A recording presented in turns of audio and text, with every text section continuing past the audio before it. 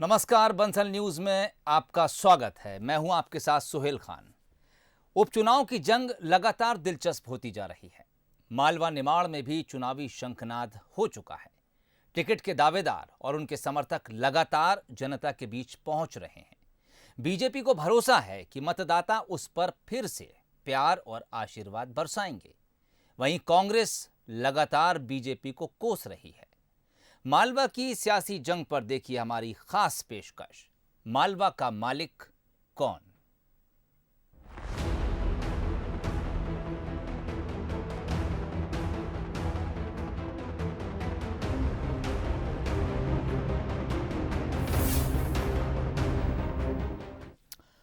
कहते हैं एमपी गजब है और यहां की सियासत भी अजब है।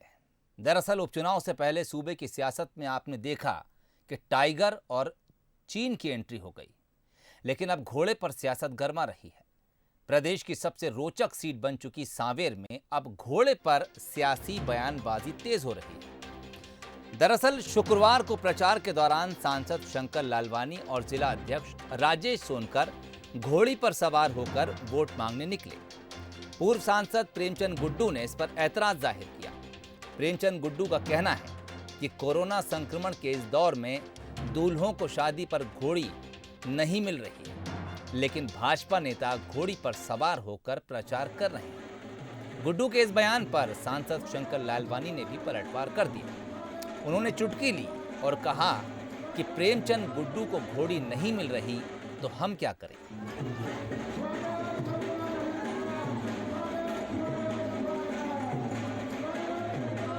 और जनता को किस तरीके से कोरोना महामारी के बीच में ये लोग घोड़ों पे घूम रहे हैं, इस तरीके से हारपुर करवा रहे हैं। लोग यहाँ मर रहे हैं, लेकिन इनको हारपुर और घोड़ों पे बैठने से फुर्सत नहीं है। तो मैं यही करूँगा, उनको मानवीय आधार पे भी वो सोचे। सांसद हैं, देश की सबसे बड़ी पार्टी के सांसद हैं, प्रधानमंत्री तुम्हारा है, मुख्यमंत्री तुम्हारा है। इन चीज़ों से गलत असर जाता है। तो देखो, उनके साथ लोग नहीं जा रहे, भीड़ नहीं जा रही, तो उसमें मेरा दोष नहीं है। ये तो हमारी जनता का प्यार है, आशीर्वाद है, जो जनता हमारे साथ चल रही है और साथ में चल रही है। अब उनके साथ कोई नहीं जा रहा हो, अकेले घूम रहे, तो उसके लिए मैं कुछ नहीं कह सकता। अरे मैं बता रहा हूँ, हमारे कार्यकर्ता उस गाँव में रहते हैं, वो घोड़े का ही काम करते हैं, और उनके मन रखने के लिए बता ना, उनको कौन बिठाएगा? उनके कोई है ही नहीं जो बिठाने वाला है। तो सांवेर के संग्राम में आज जो सियासी पारा चढ़ा है, उसके पीछे वो तस्वीरें हैं जो शुक्रवार यानी कल सामने आई थीं, जिनमें तुलसी सिलावट के लिए वोट मांगने निकले सांसद शंकर लालवानी और बीजेपी जिला अध्यक्ष राजेश सोनकर घोड़े पर बैठकर प्रचार करने निकले थे। क्या है पूरा मामला, देखिए हमारी इस रिपोर्ट में। सिलावट के लिए बीजेपी ने संभाला मोर्चा। सांवेर के रण में दिखा दूल्हों का जलवा। घोड़े पर बैठकर सांसद जिला अध्यक्ष ने मांगे वोट। कांग्रेस बोली जनता निकालेगी बीजेपी की बारात। इंदौर जिले की सांवेर सीट बीजेपी कांग्रेस दोनों के लिए आत्मसम्मान की लड़ाई बनती दिख रही है। बीजेपी कांग्रेस दोनों ने उपचुनाव के लिए कमर कस ली है। कैबिनेट मंत्री तुलसी सिलावट के लिए बीजेपी चौपाल के जरिए वोट मांग रही है, तो कांग्रेस घर घर जाकर वोट मांग रही है। बीजेपी की एक चौपाल में दिलकश नजारा देखने को मिला, जब बीजेपी नेता घोड़े पर सवार होकर चौपाल में पहुंचे। नेताजी को घोड़े पर बैठा देखकर गांव वालों ने दांतों तले उंगलियां दबा ली। ये तस्वीर है सांवेर के खजूरिया गांव की, जहां बीजेपी सांसद शंकर लालवानी और बीजेपी जिला अध्यक्ष राजेश सोनकर घोड़े की सवारी करते दिखाई दिए। दोनों नेता सिलावट के लिए वोट मांगने पहुंचे थे। बीजेपी का कहना है कि पार्टी दलबल के साथ मैदान में उतर चुकी है। बीजेपी का दावा है कि सांवेर के संग्राम में जीत उसकी ही होगी।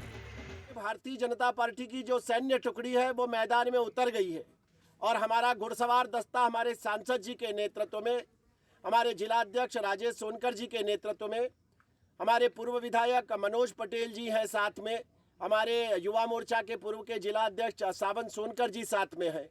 ये सारे हमारे इस सैन्य टुकड़ी के सेना नायकों के रूप में साथ साथ में चल रहे हैं। और सबसे आगे हमारे सांवेर विधानसभा चुनाव के जो प्रत्याशी माननीय तुलसी सिलावट जी हैं, वो हम सबको नेतृत्व प्रदान कर रहे हैं। तो आज का ये जो दृश्य था, ये बहुत ही आनंददायक है और हमको इस बात की आश्वस्ति प्रदान करता है कि सांवेर विधानसभा उपचुनाव में भारतीय जनता पार्टी को एक प्रचंड विजय की ओर अग्रसर करने का आशीर्वाद सांवेर विधानसभा के मतदाता भाइयों और बहनों ने प्रदान कर दिया है। बीजेपी नेताओं की घुड़सवारी पर कांग्रेस ने तंज कसा। कांग्रेस का कहना है कि जिस तरह से बीजेपी के सांसद और जिलाध्यक्ष घोड़े पर सवार होकर चुनाव प्रचार में निकले हैं, उससे बात तो सच साबित हो रही है कि सरकार लड़ेगी चुनाव और जनता लड़ेगी कोरोना से। इंदौर में रोज 100 से ज्यादा कोरोना पॉजिटिव मरीज निकल रहे हैं, लेकिन बीजेपी को सिर्फ सत्ता दिखाई दे रही है। भारतीय जनता पार्टी को सिर्फ सत्ता से लेना देना है, उनके लिए सिर्फ सत्ता ही महत्वपूर्ण है। कोरोना के लिए तो उन्होंने कोई कार्य किए नहीं और उसके लिए उनके पास कोई जवाब भी नहीं है। पर एक बात समझ लीजिए, शंकर लालवानी जी, राजेश सोनकर जी, तुलसी सिलावट जी, आप कितना ही घोड़ी पे बैठ के सांवेर की जनता के पास में चले जाइए, सांवेर की जनता ये आपकी बारात को लौटा देगी, क्योंकि सांवेर की जनता समझदार है और जानती है कि किस तरह से भारतीय जनता पार्टी ने उनके मत के साथ विश्वासघात किया है। सांवेर के उपचुनाव में मंत्री तुलसी सिलावट को जिताने के लिए बीजेपी ने चुनावी चौपाल का फार्मूला तैयार किया है, तो कांग्रेस भी घर घर जाकर लोकतंत्र बचाओ अभियान के जरिए मतदाताओं को अपने पक्ष में करने की कोशिश कर रही है। अब देखना होगा कि सांवेर में सियासी ऊंट किस करवट बैठता है। पीयूष पारे, बंसल न्यूज, इंदौर। आगरमालवा जिले में बीजेपी का गढ़ माने जाने वाली आगर विधानसभा सीट एक बार फिर सियासी रंग में रंगी नजर आ रही है। बीजेपी विधायक मनोहर ऊंटवाल के निधन के बाद खाली हुई सीट पर बीजेपी और कांग्रेस दोनों की निगाहें लगी हुई हैं। कांग्रेस इस सीट पर जीत हासिल करने की हर संभव कोशिश कर रही है, तो बीजेपी अपना गढ़ बचाने को लेकर आश्वस्त नजर आ रही है। उपचुनाव से पहले आगर में बढ़ा सियासी तापमान। कांग्रेस ने पूर्व मंत्री जयवर्धन सिंह को सौंपी कमान। बीजेपी को गढ़ पर काबिज रहने का है भरोसा। कांग्रेस से क्या विपिन वानखेड़े को फिर मिलेगा मौका? आगर में उपचुनाव का रंग सियासी फिजा में घुलने लगा है। कांग्रेस बीजेपी दोनों पार्टियों के दावेदारों ने टिकट के लिए दौड़ धूप शुरू कर दी। ऐसा माना जा रहा है कि दोनों ही पार्टियां जातिगत समीकरण के हिसाब से ही उम्मीदवार तय करेंगी। परंपरागत रूप से देखें तो आगर सीट बीजेपी का अभेद किला रही है। उपचुनाव सहित आगर में अब तक 16 बार चुनाव हुए हैं, जिसमें से सिर्फ 4 बार कांग्रेस ने जीत का स्वाद चखा। इसलिए कांग्रेस बीजेपी के इस गढ़ पर कब्जा करने की हर संभव कोशिश कर रही है। 2018 में मनोहर ऊंटवाल से महज 2400 वोटों से हारे एनएसयूआई के प्रदेश अध्यक्ष विपिन वानखेड़े को कांग्रेस एक बार फिर से उम्मीदवार बना सकती है। इस बात के संकेत आगर के प्रभारी बनाए गए पूर्व मंत्री जयवर्धन सिंह और पूर्व मंत्री सज्जन सिंह वर्मा भी दे चुके हैं। जो उस समय हमारे प्रत्याशी विपिन वानखेड़े जी थे, उन्होंने चुनाव के परिणाम के बाद भी लगातार पिछले 15-18 महीनों में जनता के बीच रहे, सबसे संपर्क में रहे। और जैसा मैंने कहा है, विशेषकर जो कमलनाथ जी की कार्यशैली रही मुख्यमंत्री के रूप में, जो उन्होंने विकास कार्य किए, जो जनता को लाभ दिलवाया, चाहे कर्ज माफ़ी का हो, चाहे सोयाबीन की नष्ट फसल का मुआवजा हो, या फिर जो अन्य, चाहे पूरे आगर जिले के ग्रामीण क्षेत्र के लिए 612 करोड़ की पेयजल योजना की बात हो, चाहे बैजनाथ धाम के लिए 5 करोड़ रुपए की राशि हो, आगर जिले में ऐसी बड़ी सौगातें कमलनाथ जी ने दी जो भाजपा के लोग 15 साल में नहीं दे पाए। अंत में विपिन का नाम, विपिन वानखेड़े हमारे उम्मीदवार हैं। अंत में विपिन का नाम, विपिन वानखेड़े हमारे उम्मीदवार हैं। बीजेपी अपने गढ़ आगर में उपचुनाव में भी जीत का परचम लहराने की जुगत में लगी हुई है। बीजेपी से टिकट के दावेदारों की बात करें तो मनोहर ऊंटवाल के बेटे मनोज ऊंटवाल, उज्जैन के पूर्व सांसद चिंतामणि मालवीय और पूर्व विधायक रेखा रत्नाकर टिकट की दौड़ में शामिल हैं। ये तो संगठन को तय करना है, उसमें हमारी हमारी रुचि अरुचि का कोई सवाल नहीं। मैं तो संगठन का साधारण कार्यकर्ता हूँ। संगठन जो निर्देश देता है उसका पालन करना है और ये पूरी तरह संगठन पर ही निर्भर है। हम तो विचारधारा की सेवा करते हैं, विचारधारा के अनुरूप काम करते हैं। चुनाव लड़ना नहीं लड़ना ये संगठन की मंशा है। 15 साल के जो हमारे विकास कार्य हैं वो हमारे जनता के बीच जाने का आधार रहने वाले हैं। भारतीय जनता पार्टी के प्रति लोगों का जो एक अटूट विश्वास हमेशा से रहा है वो एक विषय है। और 15 महीने की जो कमलनाथ जी की सरकार थी जिसमें लोगों ने बहुत प्रताड़ना महसूस की, डर महसूस किया, और कमलनाथ जी ने जो वादे किए थे लोगों को, जैसे नवयुवकों को भत्ता देने के लिए, या उन्होंने कहा था 10 दिन में हम मुख्यमंत्री बदल देंगे अगर उन्होंने ऋण माफ़ी नहीं की। तो ये सारे मुद्दे रहेंगे जिन मुद्दों पे हम क्षेत्र की जनता के बीच जाएंगे। 1967 में अनुसूचित जाति के लिए आरक्षित आगर सीट का सियासी समीकरण बेहद दिलचस्प है। 1952 में पहली बार कांग्रेस ने यहां जीत का परचम लहराया था। उसके बाद कांग्रेस सिर्फ 3 बार आगर पर कब्जा जमा पाई। बाकी 12 चुनावों में जनसंघ और बीजेपी ने यहां जीत हासिल की। 17वीं बार चुनाव होने को है। अब देखना होगा कि जनता बीजेपी को फिर आशीर्वाद देती है या फिर कांग्रेस की उम्मीदों को परवान चढ़ाती है। राहुल जोशी, बंसल न्यूज, आगर। राजवर्धन सिंह दत्तीगांव के इस्तीफे के बाद खाली हुई बदनावर सीट पर भी जल्द ही उपचुनाव की जंग देखने को मिलेगी। दत्तीगांव शिवराज सरकार में कैबिनेट मंत्री बन चुके हैं। उनको बीजेपी का टिकट मिलना तय है। वहीं कांग्रेस अभी उम्मीदवार की तलाश में जुटी है। लेकिन बदनावर में उपचुनाव से पहले कांग्रेस और बीजेपी दोनों में अंतर्कलह देखने को मिल रही है। उपचुनाव में बदनावर में बनेगा नया इतिहास। 1957 के बाद पहली बार होगा उपचुनाव। राज्यवर्धन सिंह दत्तीगांव होंगे बीजेपी उम्मीदवार। बीजेपी कांग्रेस दोनों में अंतर्कलह बरकरार। धार जिले की बदनावर सीट में उपचुनाव की जंग का मैदान तैयार है। बीजेपी का सूरमा भी तय है। इंतजार है कांग्रेस के योद्धा का। उम्मीदवार चयन में पहले ही कांग्रेस में स्थानीय और बाहरी के मुद्दे पर घमासान शुरू हो गया है।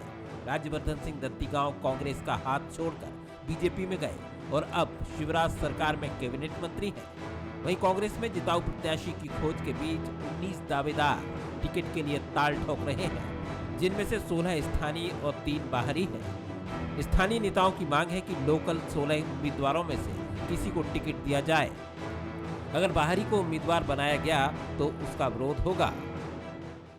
कांग्रेस के लिए स्थानीय हम 15 लोग प्रयास कर रहे हैं। बाहरी लोग भी प्रयास कर रहे हैं। 2-3 लोगों का संभावना है, मनोज जी, गौतम वगैरह। पर वैसे हम स्थानीय बात करने पर 15 लोग कोशिश कर रहे हैं और हम 15 एक मुश्त हैं। पिछले 30 वर्षों में तो स्थानीय उम्मीदवार तो टिकट नहीं मिला हुआ है। 1984 में रघुनाथ सिंह की माथुर आदि स्थानीय उम्मीदवार थे। तो हमारी यही मान है और बदनावर की आम जनता की भी यही मान है कि अब की बार हो स्थानीय उम्मीदवार। मैंने पूरा बदनावर का सर्वे किया। पूरा बदनावर जगह जगह में घूमा। 192 गांव जाके मैंने देखा कि यहाँ की क्या पोजीशन है। उसके आधार पर फिर मैंने डिसाइड किया कि मैं ऐसे चुनाव लड़ूंगा। और मेरे जो बड़े लोग हैं, हमारे जो बड़े नेतागण हैं, उनसे मेरी डिस्कशन हुई। उन्होंने कहा आप तैयारी करो, आपकी पूरी प्रिपरेशन होना चाहिए, आपका सर्वे में बाकायदा नाम आना चाहिए और फिर हम आपको टिकट देंगे और आप अपना जो भी आपका परफॉर्मेंस है आप दिखाएं।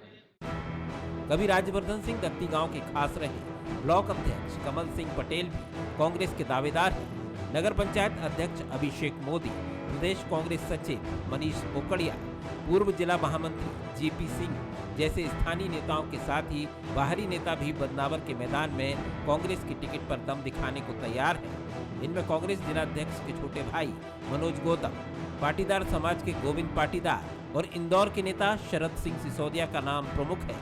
कांग्रेस के राष्ट्रीय सचिव संजय कपूर का कहना है कि पार्टी सर्वे के आधार पर ही टिकट देगी।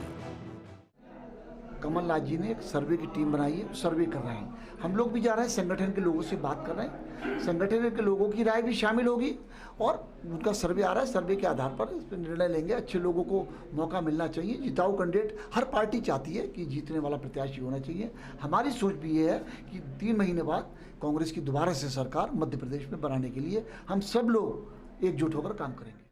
कांग्रेस के साथ ही बीजेपी भी बदनावर में अंतर्कलह से जूझती नजर आ रही है। पूर्व विधायक भंवर सिंह शेखावत के विरोध के बाद अब दत्तीगांव के स्वागत में लगे पोस्टरों में शेखावत गायब है, जिस पर बीजेपी सफाई दे रही है। नहीं, कोई बगावती नहीं है।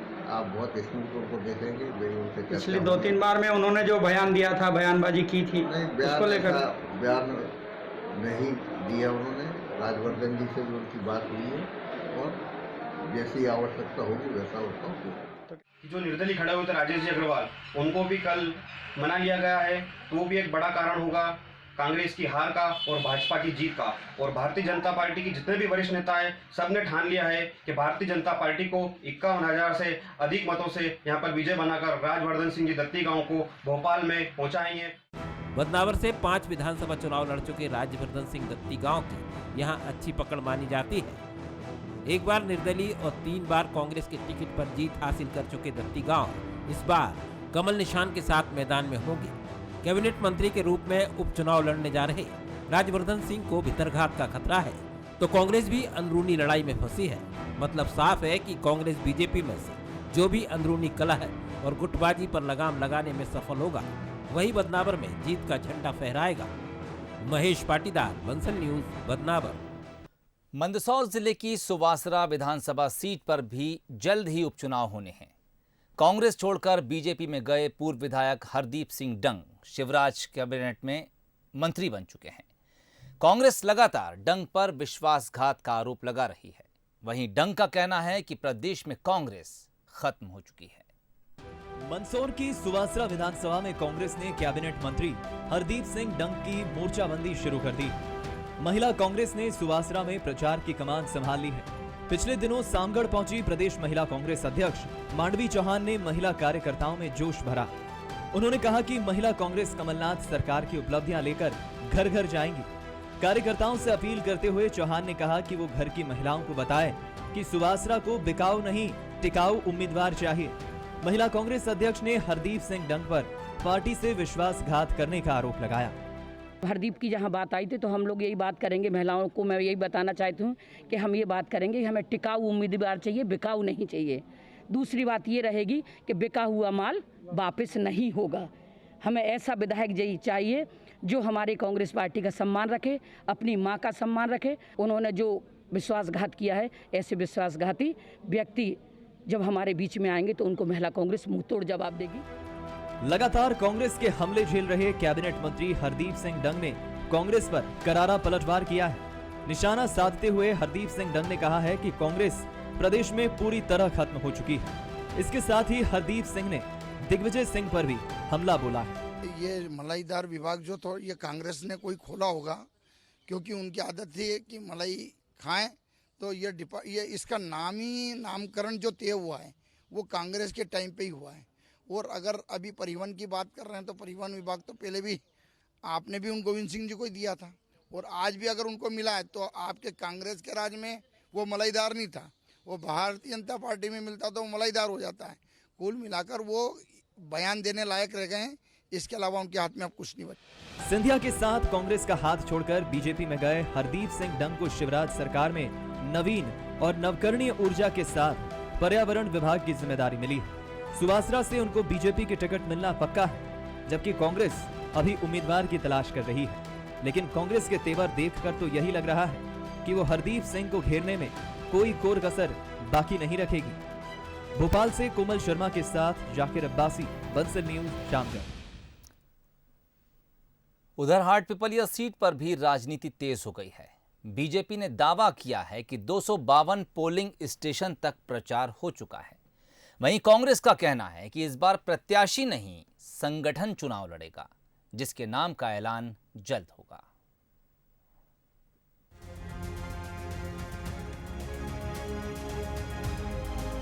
हाटपिपलिया विधानसभा में उपचुनाव की जंग तेज होती जा रही है। कांग्रेस से बगावत करके बीजेपी में शामिल हुए पूर्व विधायक मनोज चौधरी लगभग पूरे विधानसभा क्षेत्र का दौरा कर चुके हैं। बीजेपी का दावा है कि मनोज अभी तक 252 पोलिंग बूथों तक पहुंचकर कार्यकर्ताओं से मिल चुके हैं। बीजेपी संगठन भी लगातार रणनीति बनाकर चुनावी लड़ाई में कदम आगे बढ़ा रहा है। बीजेपी का दावा है कि उपचुनाव के दंगल में वो कांग्रेस से बहुत आगे चल रही है। निश्चित रूप से भारतीय जनता पार्टी का जो संगठनात्मक ढांचा है वो बूथ लेवल पर हमारी सारी समितियां कंप्लीट हो चुकी हैं और हम बूथ लेवल पर चुनाव लड़कर बूथ लेवल पर जीतने का जो भी अभियान रहता है हमारा, उसमें हम सफलतापूर्वक काम कर रहे हैं और निश्चित रूप से हमारे उम्मीदवार भाई मनोज चौधरी जो भारतीय जनता पार्टी की ओर से प्रचार प्रसार में लगे हैं, वो भी निरंतर जनता से संपर्क कर सीधा संवाद करते हुए हम बूथ लेवल पर हमारी समिति को मजबूत करते हुए हम चुनाव में विजयी शंखनाद शुरू करते हैं। वहीं कांग्रेस बीजेपी के दावे पर तंज कस रही है। कांग्रेस का कहना है मनोज चौधरी जितना ज्यादा प्रचार करेंगे कांग्रेस को उतना लाभ होगा। कांग्रेस का कहना है कि हाटपीपल्या में इस बार कांग्रेस का प्रत्याशी नहीं संगठन चुनाव लड़ेगा। कांग्रेस का कहना है कि जल्द ही प्रत्याशी तय कर लिया जाएगा। यह गलतफहमी है कि वो बहुत आगे है, तो अच्छा है, ऐसे अंधेरे में उन्होंने रहना भी चाहिए। जहाँ तक सवाल है संगठन के कामकाज का, तो मैं समझता हूँ कि पहली बार सेक्टरों में बांटकर और पोलिंग बूथ और मंडलम सेक्टर बनाकर पोलिंग बूथों पर बैठकों का दौर जारी है हमारे यहाँ। मैं तो कहता हूँ मनोज चौधरी जी जितना प्रचार करेंगे उतना हमें फायदा होगा। इस बार कैंडिडेट की बजाय संगठन चुनाव लड़ेगा, ये तय मान के चलिएगा हमारे यहाँ। कांग्रेस बीजेपी दोनों के अपने अपने दावे हैं। कांग्रेस को उम्मीद है कि उसकी सरकार गिराकर बीजेपी में शामिल हुए नेताओं की बगावत जनता के बीच मुख्य मुद्दा बनेगी, तो बीजेपी पार्टी संगठन और विकास के एजेंडे के सहारे चुनावी रण में जीत की उम्मीद लगाए बैठी है। चुनावी संग्राम के बाद ही यह तय होगा कि जनता ने किसकी उम्मीदों को पूरा किया और किसकी ख्वाहिशों पर पानी फेर दिया। जो भी हो, उपचुनाव की जंग में हाटपीपल्या सीट का मुकाबला रोचक होता जा रहा है। अमिताभ शुक्ला, बंसल न्यूज, देवास। तो हमारी इस खास पेशकश में फिलहाल इतना ही। इजाजत दीजिए, नमस्कार।